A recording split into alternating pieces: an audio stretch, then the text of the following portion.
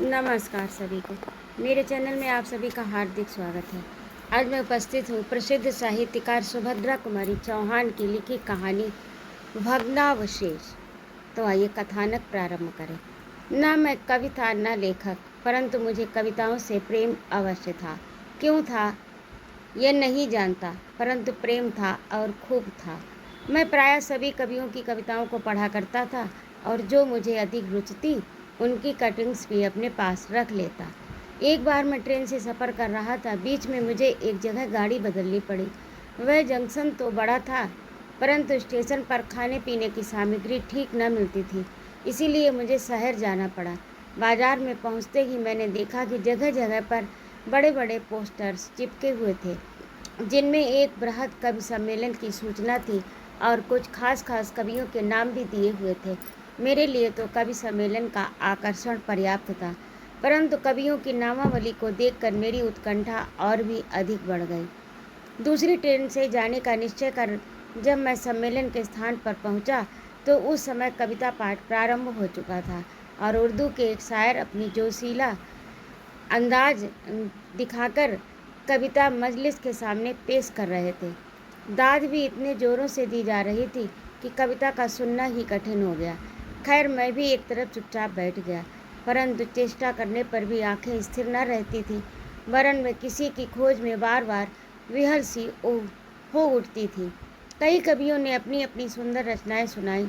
सबके बाद एक श्रीमती जी भी धीरे धीरे मंच की ओर अग्रसर होती देख पड़ी। उनकी चाल ढाल तथा रूप रेखा से ही असीम लज्जा संकोच का यथेष्ट परिचय मिल रहा था।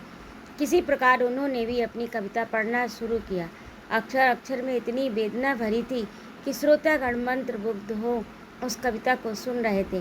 वाह वाह और खूब खूब की बात ही क्या, लोगों ने जैसे सांस लेना तक बंद कर दिया और मेरा तो रोम रोम उस कविता का स्वागत करने के लिए उत्सुक हो रहा था। अब बिना उनसे एक बार मिले वहाँ से चला जाना मेरे लिए असंभव सा हो गया। अतः इसी निश्चय के अनुसार मैंने अपना जाना फिर कुछ समय के लिए टाल दिया। उनका पता लगाकर दूसरे ही दिन लगभग 8 बजे सवेरे मैं उनके निवास स्थान पर जा पहुंचा और अपना विजिटिंग कार्ड भिजवा दिया। कार्ड पाते ही एक अधेड़ सज्जन बाहर आए और मैंने नम्रता से पूछा, क्या श्रीमती जी घर पर हैं? जी हाँ, आइए बैठिए। आदर प्रदर्शित करते हुए मैंने कहा, कल के सम्मेलन में उनकी कविता मुझे बहुत पसंद आई, इसीलिए मैं उनसे मिलने आया हूँ। वे मुझे अंदर लिवा ले गए। एक कुर्सी पर बैठालते हुए बोले, वह मेरी लड़की है, मैं अभी उसे बुलवाए देता हूँ। उन्होंने तुरंत नौकर से भीतर सूचना भेजी और उसके कुछ ही क्षण बाद वे बाहर आती हुई दिखाई पड़ी। परिचय के पश्चात बड़ी देर तक अनेक साहित्यिक विषयों पर उनसे बड़ी ही रुचिकर बातें होती रहीं। चलने का प्रस्ताव करते ही उन्होंने संध्या समय भोजन के लिए निमंत्रण दे डाला। इसे अस्वीकृत करना भी मेरी शक्ति के बाहर था, अतः दिन भर वहीं उनके साथ रहने का सुअवसर प्राप्त हुआ और इन थोड़े से घंटों में ही उनकी असाधारण प्रतिभा देखकर मैं चकित हो गया। अब तक का मेरा प्रेम प्रणयपूर्ण आकर्षण सहसा भक्ति युक्त आदर में परिणत हो गया। भोजन के उपरांत मुझे अपनी यात्रा आरंभ करनी पड़ी, परंतु मार्ग भर मैं कुछ ऐसा अनुभव करता रहा कि मानो कहीं मेरी कोई वस्तु छूट अवश्य गई है। घर लौटकर मैंने उन्हें एक पत्र लिखे, परंतु उत्तर एक का भी न मिला। कितनी निराशा एवं कितने मानसिक क्लेश का मैंने अनुभव किया। ये लिखना मेरे लिए असंभव है, परंतु विवश या चुप ही रहना पड़ा। किंतु उनकी कविताओं की खोज निरंतर मैं किया करता था। इधर कई महीनों से उनकी कविता भी देखने को नहीं मिली। बहुत कुछ समझाया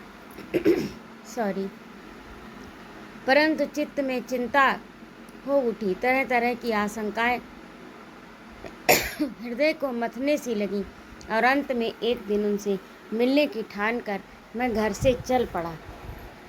किंतु चलने के साथ ही बाईं आंख फड़की और बिल्ली रास्ता काट गई। ये अपशगुन भी मुझे अपने निश्चय से विचलित न कर सके और मैं अपनी यात्रा में बढ़ता ही गया, परंतु वहाँ पहुंचकर वही हुआ जो होना था। वह वहाँ न मिली। मकान में ताला पड़ा था। पता लगाने पर ज्ञात हुआ कि कई महीने हुए उनके पिता का देहांत हो गया और उनके मामा आकर उन्हें अपने साथ लिवा ले गए। बहुत पता लगाने पर भी मैं उनके मामा के घर का पता न पा सका। इस प्रकार वे एक हवा के झोंके की तरह मेरे जीवन में आई और चली भी गईं। मैं उनके विषय में कुछ भी न जान सका। 10 वर्ष बाद एक दिन फिर मैं कहीं जा रहा था। बीच में एक बड़े जंक्शन पर गाड़ी बदलनी थी और वहाँ पर 2 लाइनों के लिए ट्रेन बदलती थी। मैं सेकंड क्लास के डिब्बे से उतरा। ठीक मेरे पास के ही एक 3rd क्लास के डिब्बे से एक स्त्री उतरी। उसका चेहरा सुंदर किंतु मुरझाया हुआ था। आंखें बड़ी किंतु दृष्टि बड़ी ही कातर थी। कपड़े बहुत साधारण और मैले थे।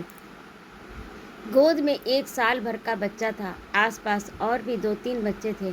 मैंने ध्यान से देखा, ये वे ही थी। मैं दौड़कर उनके पास गया। अचानक मुंह से निकल गया, आप यहाँ इस वेश में? उन्होंने मेरी तरफ देखा। उनके मुंह से एक हल्की सी चीख निकल गई। बोली, हाय, आप हैं? मैंने कहा, हाँ, मैं ही हूँ, आपका अनन्य भक्त, आपका एकांत पुजारी। किंतु आप मुझे भूल कैसे गईं? आपकी कविताएं ही तो मुझे जिलाती थीं। आपने अब कविता लिखना भी क्यों छोड़ दिया?